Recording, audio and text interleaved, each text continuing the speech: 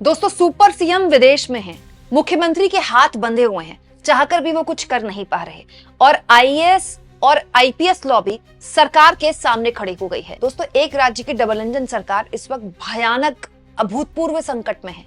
ऐसी स्थिति देखने को मिल रही है जो इस बात की नजीर है दोस्तों कि जब इस देश में आईपीएस और आईएएस को तक इंसाफ के लिए दर दर भटकना पड़ता है, 5-5, 6-6 दिन इंतजार करना पड़ता है। दोस्तों, जब इस देश में आईपीएस और आईएएस के साथ इंसाफ नहीं हो रहा तो आम आदमी की क्या हैसियत होती होगी, क्या औकात होती होगी।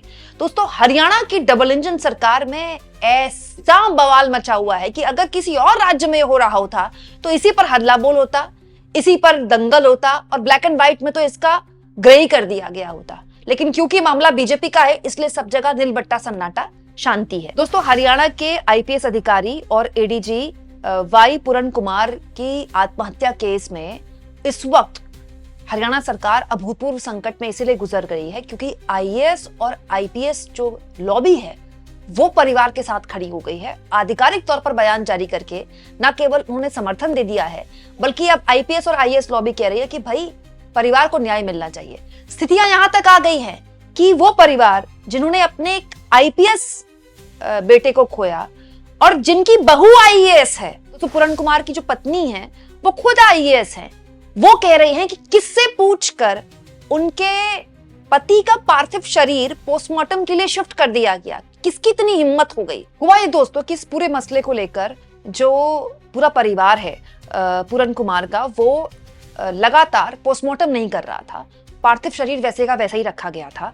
लेकिन परिवार को हैरानी तब हुई जब पुलिस ने बिना सहमति के, बिना परिवार से पूछे बिना शव सेक्टर 16 के अस्पताल से पीजीआई चंडीगढ़ भेज दिया।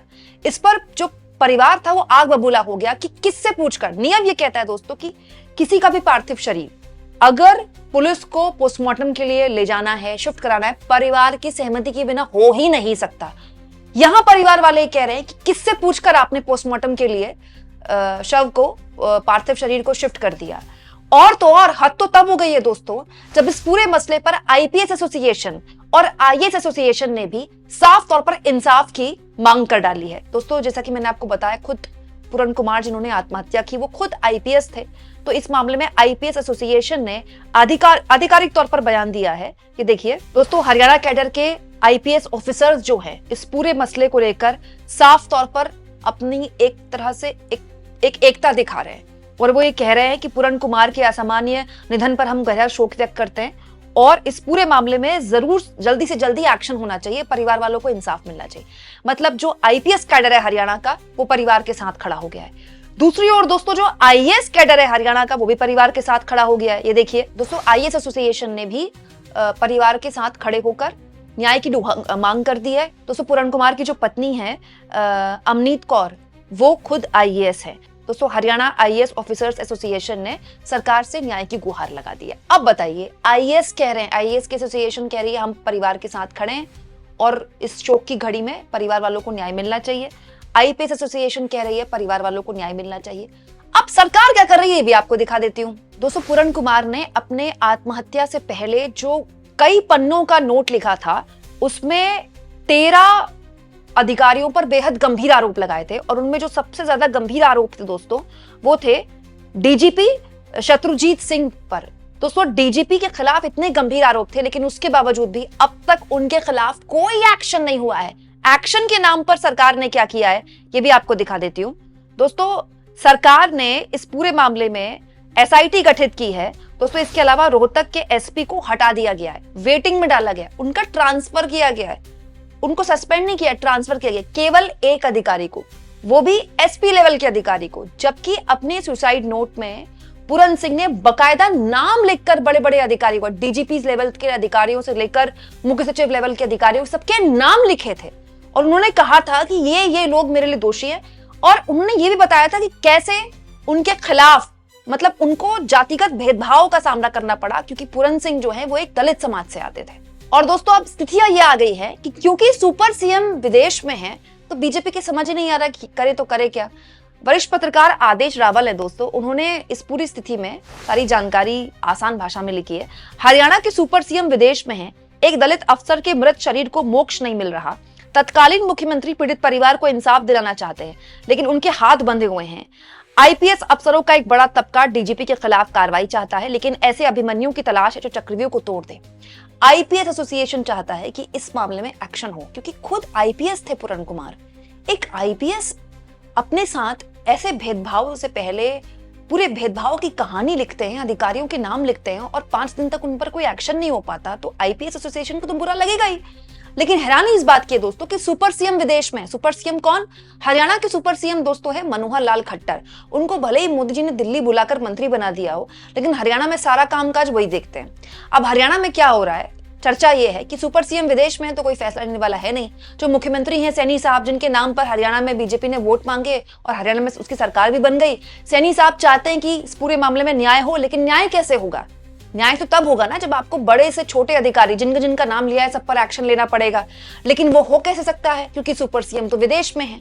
अब स्थितियां ये आ गई है कि सरकार के कुछ समझ नहीं आ रहा कि करे तो करे क्या, जाए तो जाए कहां। परिवार वालों का सब्र का बांध टूट रहा है। परिवार वालों के घर के बाहर मीडिया लगी हुई है। मीडिया से उनको बात करने भी नहीं दिया जा रहा है। और अब जो पूरन सिंह के भाई हैं वो कुछ देर पहले मीडिया के सामने भी आए और उन्होंने कहा कि हमारे साथ हमारी कोई सुनने वाला नहीं है। सोचिए दोस्तों, जिस देश में एक आईपीएस के परिवार के साथ, एक आईएएस के परिवार के साथ ऐसा हो सकता है, क्या उस देश में एक आम आदमी की औकात है? क्या आम आदमी की हैसियत है? दोस्तों, अब इस पूरे मामले में कांग्रेस पार्टी एक्शन में आ गई है। कांग्रेस पार्टी की तरफ से दीपेंद्र हुड्डा सहित तमाम कांग्रेस पार्टी के नेता यहां परिवार वालों से मिलने गए हैं। दोस्तों, बकायदा इस पूरे मामले में सोनिया गांधी ने जो आईपीएस पूरन सिंह की पत्नी है उनको बकायदा चिट्ठी भी लिखी है। सोनिया गांधी ने उस चिट्ठी को कांग्रेस पार्टी ने शेयर भी किया है। और इस पूरे मामले में साफ तौर पर दोस्तों आप जनता का भी गुस्सा उमड़ पड़ा है। देखिए, रोहतक की तस्वीरें मैं आपको दिखा रही हूँ। डीजीपी शत्रुजीत कपूर की गिरफ्तारी की मांग को लेकर सड़कों पर लोग आ गए। लोग कह रहे डीजीपी को गिरफ्तार कीजिए। अब डीजीपी को अगर गिरफ्तार कर लें तो फिर ये तो पूरी की पूरी पुलिसिया सिस्टम पर ही सवाल खड़े हो जाएंगे। हरियाणा में सरकार इस समय अभूतपूर्व संकट से गुजर रही है और बड़ी बात यह है कि संकट से बाहर निकालने वाला कोई संकट मोचक ही नहीं है। क्यों? क्योंकि मुख्यमंत्री चाहते हैं एक्शन हो। एक्शन होगा कैसे? एक्शन अगर आपने लिया तो आपको मुख्य सचिव से लेकर सारे बड़े अधिकारियों को नापना पड़ेगा। आपने सारे बड़े अधिकारियों को नाप दिया तो आपकी पूरी के पूरे प्रशासन पर ही सवाल खड़े हो गए। तो यहाँ मैं आपको ये भी याद दिलाऊं, हरियाणा में जब भी चुनाव होते हैं बीजेपी की इस पॉलिटिक्स की बड़ी तारीफ होती है कि बीजेपी ने जाट पॉलिटिक्स नहीं की, बीजेपी ने नॉन जाट पॉलिटिक्स की, पिछड़ों की पॉलिटिक्स की। और जब नायाब सिंह सैनी को सीएम के तौर पर प्रोजेक्ट किया था और जब उम्मीद भी नहीं थी कि वो जीत पाएंगे, तब मोदी ने सैनी को आगे करके कहा था कि पिछड़े को हमने मुख्यमंत्री बनाया। इसी बात पर वोट मांगे ना बीजेपी ने। और अब एक दलित आईपीएस अधिकारी ने बकायदा मरने से पहले नोट में सारे अधिकारियों के नाम लिखे हैं। यह बताया कि कैसे उनको दलित होने की सजा मिली, सिर्फ इसीलिए कि वो एक जाति से आते थे, उनके साथ भेदभाव हुआ। उन्होंने अपनी जान दे दी। उसके बावजूद भी पूरी की पूरी सरकार इस पूरे मामले में एक्शन के नाम पर कुंडली मारकर बैठी है। दोस्तों, आप इस मुद्दे पर क्या सोचते हैं? कमेंट बॉक्स में जरूर लिखें और जितना हो सके चैनल को शेयर भी करें, सब्सक्राइब भी करें और थैंक्स और ज्वाइन के ऑप्शन से अगर आप चाहें तो कुछ आर्थिक मदद भी चैनल की जरूर करें।